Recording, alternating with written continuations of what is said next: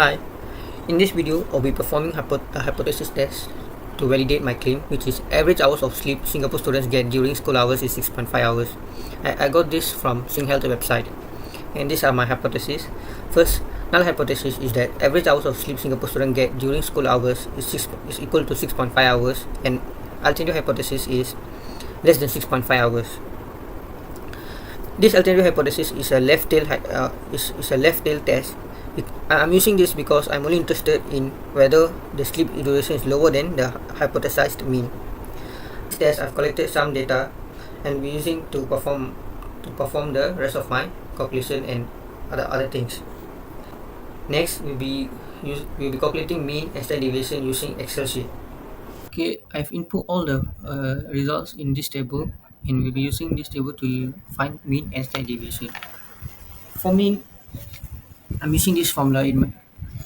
How it works is that it multiply each probability by its corresponding midpoint and then adds these products to get mean value, which is 6.36. For example, B3 times C3 plus B4 times C4, then you go on until the last one and add them to give me 6.36. After that, standard deviation. How it works that first you will go on by subtracting mean from each data point and squaring this to avoid negative values. So they're using some product to multiply square deviation and adding them and taking the square root to obtain the final standard deviation, which is 0.93. After we find mean and standard deviation, we go on to test statistics. For that, we'll be using t-test and p-value. For t-test, I'll be using this formula, which is x bar, which is mean, and the symbol here is 6.5, and the s is standard deviation, and n is sample size, which is 35. I've input the formula here, and the value will be negative 0.89. This is how it works. Then for p-value, I'll be using this function. How it works is that it returns the cumulative probability for given t statistics, which is in B12, and 35 minus 1 is a degrees of freedom calculated as a sample n minus 1. And the true is an argument that gives the probability that the t statistic is less than or equal to the value in t-test. So we get 0.19. So p-value is 0.19, which is larger than the significant level, which is 5%. Why we use t-test? Because we don't have the population standard deviation, so we use t-test. How I derive the conclusion that there is insufficient evidence at 5 significant level to reject the claim.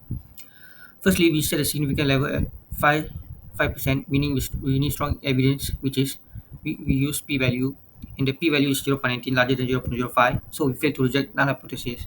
In simple words, we wanted to see if students sleep less than 6.5 hours. Based on the data, the chances are 19%, which is too high to make a strong claim. Therefore, we cannot confidently say students sleep less than 6.5 hours. After this, I'll go on to find margin of error and 95% confident interval. Margin of error, which is this one, it is a function helps estimate margin of error based on sample size using the distribution. Alpha represent the significant level, which is 5%. After inputting the formula, I will get 0.32. After we get that value, we go on to find confidence interval. So for confidence interval, we'll be using this formula where mean minus margin error and mean plus margin error. 95 confidence interval means we are 95% confident that the true average sleep duration for students lies between this range, which is 6.04 and 6.68. In simple terms, if we repeated this study many times, 95% of the time, the true average sleep will fall in this range. Since the hypothesized value of 6.5 is inside this range, our data does not strongly suggest that students sleep significantly less than 6.5 hours. So that means my claim is valid. Thank you for watching.